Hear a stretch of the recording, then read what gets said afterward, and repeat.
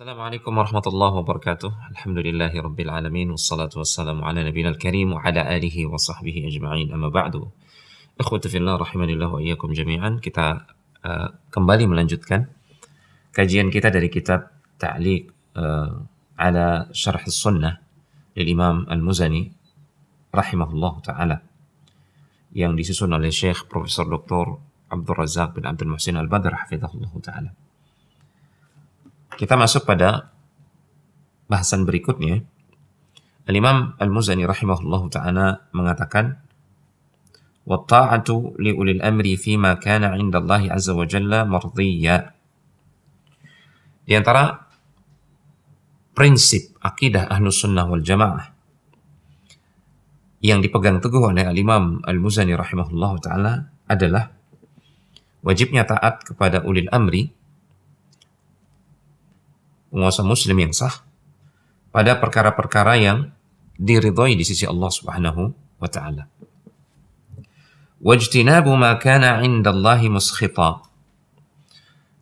Wajib juga menjauhi perkara-perkara yang dimurkai di sisi Allah Subhanahu wa taala.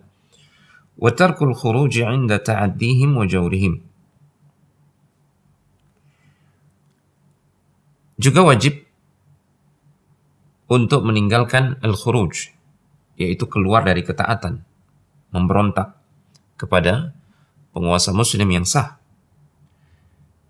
Sekalipun penguasa tersebut atau ulil amri tersebut bersikap melampaui batas dan bersikap zalim, namun selama mereka masih muslim, mereka sah menjadi penguasa muslim untuk kaum muslimin, maka tidak boleh melakukan pemberontakan kepada mereka. Wat-taubatu ila Allah azza wa jalla kama ya'tifu bihim ala ra'iyatihim. Sebagai solusinya untuk keluar dari kezaliman penguasa tersebut adalah dengan bertaubat kepada Allah Subhanahu wa taala agar penguasa tersebut mereka bersikap rahmah mengasihi rakyat mereka. Khotifillah rahimani wa rahimakumullah. Di sini Al-Imam Al-Muzani rahimahullahu taala mulai menuliskan apa yang menjadi prinsip akidah Ahlussunnah wal Jamaah terkait kewajiban mendengar dan taat kepada ulil amri, yaitu penguasa muslim yang sah dalam perkara-perkara yang ma'ruf atau perkara-perkara terkait ketaatan kepada Allah Subhanahu wa taala atau perkara-perkara yang tidak menyelisihi syariat Allah Subhanahu wa taala, maka wajib taat, mendengar dan taat kepada mereka, penguasa muslim yang sah. Wajib juga menasihati mereka karena Allah Subhanahu wa taala berfirman, "Ya ayyuhalladzina amanu athi'ullaha wa athi'ur rasula wa ulil amri minkum." Ini perintah Allah Subhanahu wa taala di dalam Al-Qur'an kepada orang-orang yang beriman untuk mentaati Allah dan mentaati Rasulullah sallallahu alaihi wasallam serta para penguasa atau ulil amri di antara orang-orang yang beriman. Ini dimasukkan bahkan oleh para ulama dalam kitab-kitab akidah. Karena tidak sedikit kelompok yang menyelisih Ahlussunnah wal Jamaah dalam masalah ini. Ini adalah masalah prinsip. Contoh kaum Khawarij, demikian pula kaum Syiah. Mereka menganggap boleh melakukan pemberontakan kepada penguasa muslim yang sah. Dan itu bertentangan dengan prinsip akidah Ahlussunnah wal Jamaah yang menjadi akidah Rasulullah SAW dan para sahabat radhiyallahu ta'ala anhum ajma'in. Dalam kitab-kitab hadis juga bahkan kewajiban untuk taat kepada ulil amri ini dicantumkan oleh para ahli hadis. Contohnya tulisan yang terbaik terkait hal ini yang ditulis oleh salah seorang imam ahlul hadis, Imam Muslim, yaitu Kitabul Imarah yang ada dalam Sahih Muslim. Menunjukkan bahwasanya para ulama kita memberikan perhatian yang sangat besar terkait prinsip ini. Sampai-sampai ulama ahli hadis juga mencantumkan satu bab khusus berbicara tentang hal ini. Ucapan Al-Imam Al-Muzani rahimahullah ta'ala, wa ta'atu li ulil amri fima kana 'inda Allahi azza wa jalla mardiyya. Di sini Al-Imam Al-Muzani rahimahullah ta'ala mengisyaratkan kepada hadis Rasulullah sallallahu alaihi wasallam yang mulia, yang mana Rasulullah sallallahu alaihi wasallam pernah bersabda, innamat ta'atu fil ma'ruf. Ketaatan itu hanya pada perkara yang ma'ruf, bukan maksiat. Kemudian ucapan Al-Imam Al-Muzani, wajtina bima kana 'indallahi muskhita. Ini adalah makna dari sabda Rasulullah sallallahu alaihi wasallam, la ta'ata li makhluqin fi ma'siyatil khaliq. Tidak ada ketaatan kepada makhluk jika itu menyangkut kemaksiatan kepada Al-Khaliq, Sang Pencipta. Maksudnya jika makhluk atau selain Allah Subhanahu wa taala menyuruh kita untuk bermaksiat kepada Allah, maka tidak boleh taat. Sekalipun dia adalah ulil amri. Bahkan sekalipun dia adalah orang tua kita. Jadi berdasarkan nas Al-Qur'an, wajib hukumnya untuk taat kepada ulil amri selama mereka tidak memerintahkan pada kemaksiatan. Tidak boleh taat. Namun Syekh menekankan, walakin la yushra'u al-iftiyat alaihi wal khuruj li ajli hadhihi al-ma'siyah kama sayati. Namun sama sekali tidak dibenarkan atau tidak disyariatkan untuk memberontak kepada ulil amri atau penguasa muslim yang sah, keluar dari ketaatan kepada mereka secara totalitas, gara-gara mereka memerintahkan kepada perkara yang maksiat, menyuruh kita melakukan kemaksiatan misalkan. Kemaksiatan yang kita diperintahkan itu jangan kita ikuti, jangan kita taati. Namun bukan berarti kita boleh memberontak kepada penguasa muslim yang sah. Dulu Rasulullah SAW pernah membentuk satu pasukan kecil, kemudian mengangkat seorang laki-laki Ansar untuk menjadi komandan pasukan tersebut. Kemudian Rasulullah berpesan, kalian wajib taat kepada komandan kalian ini. Dalam perjalanan, mereka membuat komandan mereka ini marah.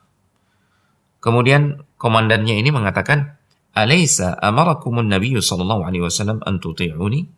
Bukankah Nabi sallallahu alaihi wasallam telah memerintahkan kepada kalian, berpesan kepada kalian untuk taat kepadaku? Maka pasukan tersebut mengatakan, iya. Fajma'u li hataba. Maka komandannya ini mengatakan, kalau begitu, kumpulkan kayu bakar buatku. Mereka mengumpulkan kayu bakar. Setelah terkumpul semua, auqadu naran. Komandannya ini mengatakan, nyalakan api, kobarkan api pada kayu bakar tersebut. Mereka menyalakannya. Kemudian komandannya ini memberikan perintah, udkhuluha, masuk kalian ke dalam api yang berkobar tersebut. Fahammu wa ja'ala ba'duhum yumsiku ba'dan. Ada sebagian yang teringat pesan Rasulullah SAW, wajib taat kepada komandan ini. Maka ada yang benar-benar mau masuk ke dalam api yang berkobar tersebut, namun ada yang menahan. Ya. Ada yang mengatakan di antara mereka, fararna ila Nabi sallallahu alaihi wasallam minan nar. Loh, kita ini kan masuk Islam menjadi pengikut Nabi sallallahu alaihi wasallam untuk lari dari api neraka di akhirat. Kenapa kita harus masuk ke dalam api di dunia ini? Nih. Mereka berselisih pendapat di situ. Akhirnya api padam. Dan tidak ada yang masuk ke dalam api yang berkobar tersebut. Akhirnya kemarahan komandan ini menurun dan sirna. Kejadian tersebut akhirnya dikabarkan kepada Nabi SAW. Kemudian Nabi SAW bersabda, "Lau dakhaluha ma kharaju minha ila yaumil qiyamah. At-ta'atu fil ma'ruf." Andai kata benar-benar mereka masuk ke dalam api tersebut, niscaya mereka tidak akan kembali. Ya, sampai hari kiamat. Sebagian ulama ada yang mengatakan, kalau mereka benar-benar mentaati perintah komandan mereka tersebut, berarti mereka sudah melakukan kemaksiatan kepada Allah, karena Allah Subhanahu wa taala melarang bunuh diri. Sementara kata Rasulullah SAW, ketaatan itu hanya pada perkara yang ma'ruf. Ya, memerintahkan orang untuk bunuh diri, ini bukanlah perkara yang ma'ruf. Maka tindakan mereka yang tidak mematuhi komandan terkait perintah tersebut, perintah untuk masuk ke dalam api tersebut, ini adalah sikap yang sudah benar. Justru kalau mereka benar-benar menunaikan perintah tersebut, mereka telah mentaati selain Allah Subhanahu wa taala dalam kemaksiatan, dan ini tidak dibolehkan. Ketaatan kepada pemimpin hanyalah pada perkara yang ma'ruf, yang tidak menyelisihi syariat Allah Subhanahu wa taala. Kemudian ucapan Al-Imam Al-Muzani rahimahullah taala, wa tarkil khuruj 'inda ta'addihim wa jawrihim. Ya, wajib juga meninggalkan al-khuruj, yaitu keluar dari ketaatan, tidak boleh memberontak. Sekalipun pemimpin kaum muslimin yang sah ini mereka bersikap melampaui batas dan bersikap zalim kepada rakyat mereka misalkan. Dalil-dalil akan hal ini banyak sekali, yaitu dalil wajibnya tetap mendengar dan taat, tidak memberontak sekalipun pemimpin tersebut zalim. Kenapa? Karena dengan memberontak justru kemungkaran yang akan terjadi jauh lebih besar, ya. Mudarat yang terjadi jauh lebih besar. Rasulullah SAW pernah bersabda, ini salah satu dalil ya akan hal ini. Khiyaru a'immatikum alladzina tuhibbunahum wa yuhibbunakum. Sebaik-baik pemimpin kalian adalah yang kalian cintai dan dia mencintai kalian. Wa yusalluna 'alaikum wa tusalluna 'alaihim. Pemimpin yang mendoakan kalian dan kalian juga mendoakan dia. Kalian juga mendoakan pemimpin tersebut. Wa syiraru a'immatikum alladzina tubghidunahum wa yubghidunakum. Dan seburuk-buruk pemimpin kalian adalah yang membenci kalian dan kalian juga benci kepadanya. Wa tal'anunahum wa yal'anunakum. Pemimpin yang kalian laknat dan dia juga melaknat kalian. Ini seburuk-buruk pemimpin. Qila ya Rasulullah. Kemudian ada yang berkata kepada Rasulullah, wahai Rasulullah, afala nunabidhuhum bisayf? Kenapa kita tidak memberontak saja? Kenapa kita tidak lengserkan saja pemimpin yang seperti itu? Kita kudeta dia. Maka Nabi SAW bersabda, faqala la ma aqamu fikumus shalah. Jangan melakukan kudeta dan pemberontakan selama pemimpin tersebut menegakkan sholat, ya, di tengah-tengah kalian, selama dia masih muslim. Dan indikasi zahir dia masih muslim adalah dia masih menegakkan sholat. Wa idza ra'aitum min wulatikum syai'an takrahunahu, dan jika kalian melihat sesuatu yang kalian benci dari pemimpin kalian, fakrahu amalah, maka bencilah perbuatannya. Wala tanza'u yadan min ta'atin, namun jangan sekali-kali menarik ketaatan, ya, darinya. Maksudnya jangan sekali-kali memberontak. Hadis ini sahih, diriwayatkan oleh Al-Imam Muslim rahimahullah taala.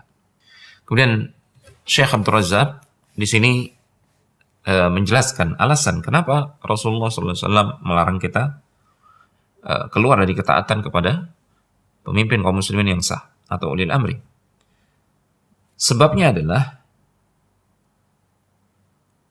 huwa al-mafsadatul kabirah wal adrar al-wakhimah al-mutarattibah ala dhalik. Karena ada mafsadat yang besar sekali dan mudarat yang sangat masif dan sangat luas yang bisa timbul dari perbuatan kudeta tersebut atau memberontak kepada penguasa muslim yang sah tersebut. Min iraqati dima, seperti tumpahnya darah, ya, akan banyak korban, dan yang jadi korban adalah kaum muslimin juga. Wa ihlakin li amwal, hilangnya harta atau dirampasnya harta, karena ketika chaos terjadi, tidak ada hukum yang ditegakkan, maka yang terjadi adalah hukum rimba yang kuat akan menzalimi dan memakan yang lemah. Ketika pemerintahan stabil, ya sekalipun misalkan pemimpinnya zalim, maka yang zalim pemimpin tersebut misalkan. Namun keamanan masih terjaga. Bayangkan jika tidak ada pemimpin ini, maka jauh lebih banyak akan muncul kezaliman dari orang-orang yang zalim. Wa dhaya'ud din. Demikian pula agama akan kacau balau, ya, jika tidak ada penguasa atau pemimpin yang ditaati. Orang tidak bisa bebas untuk melakukan ibadah, ya, karena wadhahabil amn, karena keamanan hilang.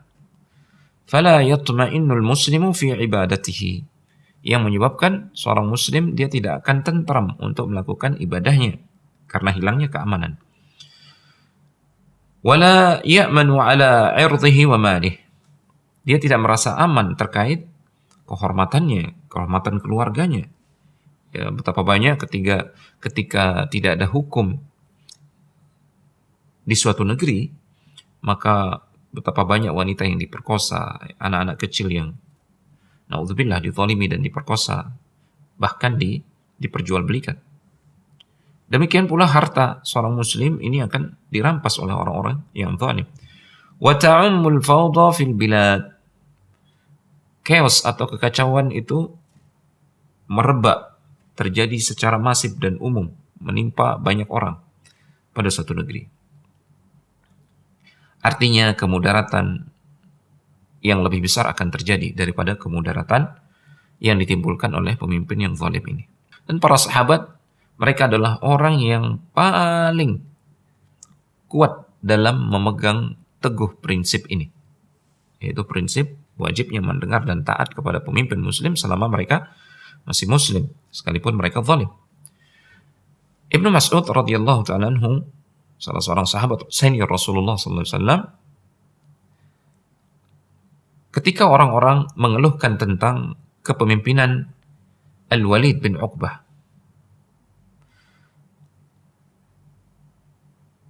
apa kata Abdullah bin Mas'ud? Beliau mengatakan, isbiru, sabarlah kalian, fa inna jawra imamin 50 'ama khairun min haraji syahrin. Sabarlah kalian, sabar. Karena kezaliman seorang penguasa selama 50 tahun itu masih mending dibandingkan dengan tidak adanya pemimpin atau terjadinya instabilitas keamanan pada suatu negeri walaupun hanya sebulan. Kacau balau, chaos. Na'udzubillah.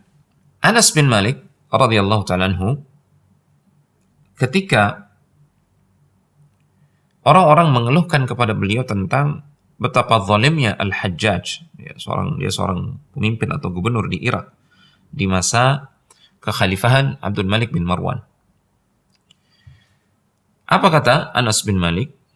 Isbiru, sabarlah kalian, fa innahu la ya'ti 'alaikum zamanun illa alladhi ba'dahu syarrun minhu. Karena tidaklah datang kepada kalian satu masa, melainkan masa yang datang setelahnya itu jauh lebih buruk lagi.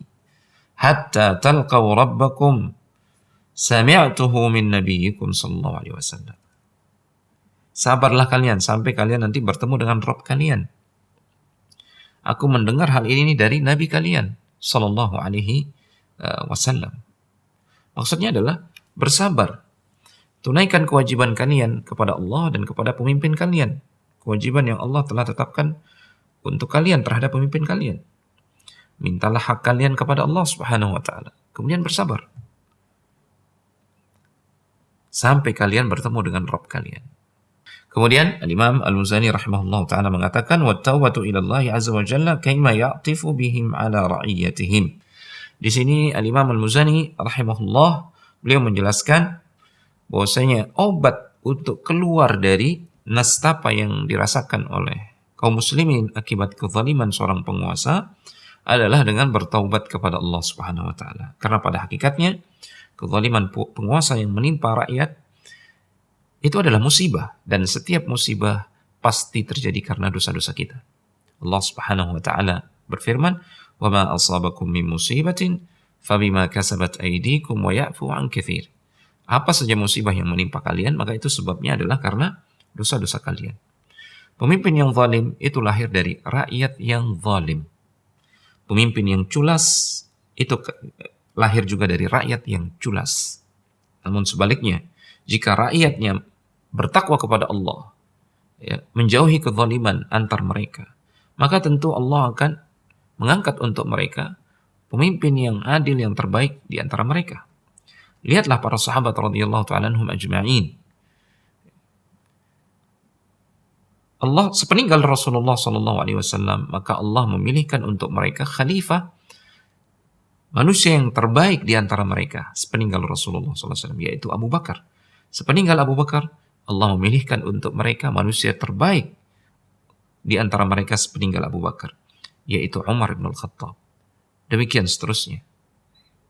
Namun ketika rakyat ini berubah, keadaannya yang tadinya taat kemudian berubah bermaksiat, belum lagi melakukan kezaliman, melakukan dosa-dosa besar, maka jangan heran jika Allah menghukum rakyat yang seperti itu dengan diangkatnya seorang penguasa yang zalim untuk mereka. Di sini Syekh mengatakan, "Wat-taubatu ilallah." Kita bertobat kepada Allah Subhanahu wa taala. Wa dzalika anna tasallutal wulati wa jawrihim innama huwa bisababi dzunub. Karena berkuasanya seorang penguasa yang zalim itu karena disebabkan dosa-dosa kita. Allah Subhanahu wa taala berfirman, "Wa kadzalika nuwalli ba'dadh-dhalimina ba'dan bima kanu yaksibun." Demikianlah kami menjadikan sebagian orang-orang yang zalim berkuasa atas orang-orang zalim yang lain, ya, gara-gara dosa yang mereka kerjakan. Ini sudah menjadi sunnatullah. Maka jika ingin rakyat ini tentram, rakyat ini damai sejahtera, maka hendaknya rakyat ini bertakwa kepada Allah Subhanahu wa taala, tunduk dan taat kepada Allah dan Rasul-Nya. Niscaya Allah Subhanahu wa taala akan menurunkan keberkahan untuk negeri mereka dan pemimpin mereka. Kemudian pintu gerbang pertama untuk memperbaiki keadaan kita adalah dengan bertaubat kepada Allah Subhanahu wa taala, mengakui kesalahan kita dan berdoa agar Allah mengampuni kesalahan kita tersebut. Kemudian kita memperbaiki diri kita dengan memperbanyak ketaatan dan amal saleh. Itulah sebabnya Imam Al-Muzani rahimahullah ta'ala sangat memahami betul akan hal ini, maka beliau mengatakan, "Wat-taubatu ilallah." Obatnya adalah, solusinya adalah bertaubat kepada Allah Subhanahu wa ta'ala. Jika mereka sudah bertaubat, kemudian mulai menuntut ilmu syar'i, beramal, berdakwah kepada keluarga dan masyarakat sekitar mereka sehingga kebaikan-kebaikan kembali dominan, maka Allah Subhanahu wa ta'ala akan bersikap lembut kepada mereka. Wa yurihuhum min zulmi hadzal zalim bisalahihi. Maka Allah akan mengistirahatkan rakyat yang menderita ini akibat kezaliman penguasa ini dengan merubah penguasa tersebut yang tadinya zalim menjadi baik. Allah Maha Kuasa untuk memberinya hidayah. Au yubdilahum khairan minhu wa aslah. Atau Allah Subhanahu wa taala akan mencabut kekuasaan dari penguasa yang zalim tersebut, kemudian menggantikannya dengan penguasa yang lebih baik, yang adil. Fal amru kulluhu biyadillah. Segala urusan itu di tangan Allah, karena Allah Maha Kuasa. Qulillahumma malikal mulki tu'til mulka man tasha'. Katakanlah, Allah Subhanahu wa ta'ala dialah pemilik kerajaan dan kekuasaan. Dia memberikan kerajaan dan kekuasaan itu kepada siapa yang dia kehendaki. Wa tanzi'ul mulka mimman tasha'. Dan dia juga mencabut kekuasaan dari siapapun yang dia kehendaki. Allah Maha Kuasa untuk itu. Wa tu'izzu man tasha'. Dia Maha Kuasa untuk memuliakan siapa yang dia kehendaki. Wa tudhillu man tasha'. Dan dia Maha Kuasa untuk menghinakan siapa yang dia kehendaki. Biyadikal khair. Hanya di tanganmu lah ya Allah segenap kebaikan. Innaka ala kulli syai'in qadir. Engkau itu Maha Kuasa atas segala sesuatu. Kemudian sejarah juga membuktikan terkait prinsip ini, yaitu tidak bolehnya kita memberontak kepada penguasa muslim yang sah. Dan sepanjang sejarah sudah terjadi pemberontakan-pemberontakan tersebut, dan ternyata keadaan setelahnya itu jauh lebih buruk daripada keadaan ketika mereka masih dipimpin oleh penguasa yang zalim tersebut. Andai kata mereka mau bersabar saja sejenak, kemudian kembali kepada Allah bertobat, memperbaiki keadaan mereka, niscaya Allah Subhanahu wa taala akan mengangkat derita mereka. Syekhul Islam Ibnu Taimiyah rahimahullahu taala, dia pernah mengatakan, dan ini dinukil oleh Syekh Abdul Razzaq, وَلَعَلَّهُ لَا يَكَادُ يُعْرَفُ طَائِفَةٌ خَرَجَتْ عَلَى ذِي سُلْطَانٍ.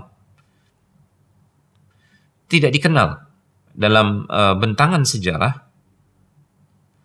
ada kelompok yang dia keluar dari ketaatan, dia memberontak kepada sultan, penguasa, melainkan illa wa kana fi khurujiha minal fasad, melainkan dampak pemberontakan mereka tersebut justru menimbulkan al-fasad, kerusakan.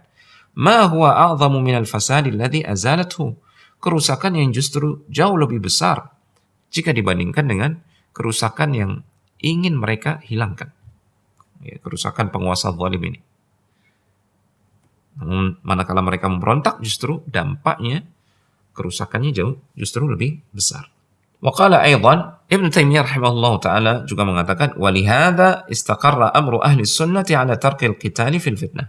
Itulah sebabnya Ahlus Sunnah wal Jamaah telah menegaskan, dan ini sudah menjadi akidah mereka, tidak bolehnya berperang ketika terjadi fitnah. Ya. Termasuk fitnah di sini maksudnya adalah perang saudara antara penguasa muslim dengan rakyat muslim. Lil ahaditsis sahihati tsabitah 'anil Nabi sallallahu alaihi wasallam. Ini berdasarkan hadis-hadis yang sahih yang valid bersumber dari Nabi sallallahu alaihi wasallam.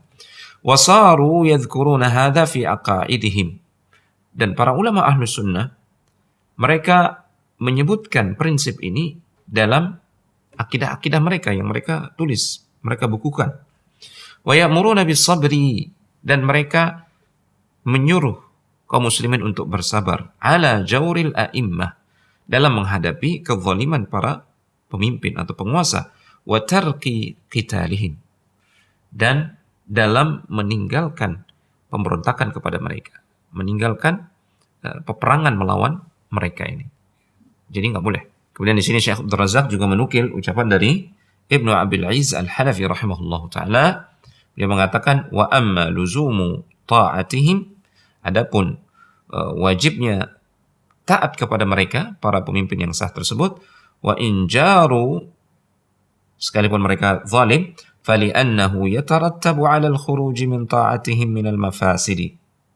Karena dampak yang terjadi akibat pemberontakan tersebut, akibat keluar dari ketaatan kepada mereka tersebut, dampak berupa kerusakan yang terjadi, adha'afu ma yahsulu min jawrihim, itu berlipat kali lebih besar daripada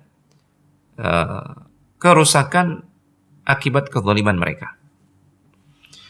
Bal fis sabri ala jawrihim, bahkan kalau kita bersabar, kalau rakyat bersabar dalam menghadapi kezaliman mereka, takfirus sayyiati, justru di situ menjadi takfirus sayyiat, kafarah, penghapus dosa-dosa kita, dosa-dosa yang telah kita lakukan sebagai rakyat. Wa mudha'afatul ujuri, dan melipat gandakan pahala buat kita. Fa innallaha ta'ala ma sallatahum alaina illa li fasadi a'malina. Karena Allah Subhanahu wa taala tidaklah menjadikan mereka berkuasa di atas kita melainkan gara-gara rusaknya amalan-amalan kita. Kita jauh dari ketaatan, kita dekat kepada kemaksiatan, maka Allah menegur kita, menghukum kita dengan diangkatnya penguasa yang zalim di atas kita. Wal jazaa'u min jinsil amal. Al jaza' atau balasan itu sejenis dengan amal perbuatan. Artinya kalau rakyat zalim, maka mereka akan dihukum dengan pemimpin yang zalim. Zalim dibalas dengan kezaliman. Fa'alaina al-ijtihadu fil istighfar wat taubati, maka wajib bagi kita untuk bersungguh-sungguh beristighfar dan bertaubat.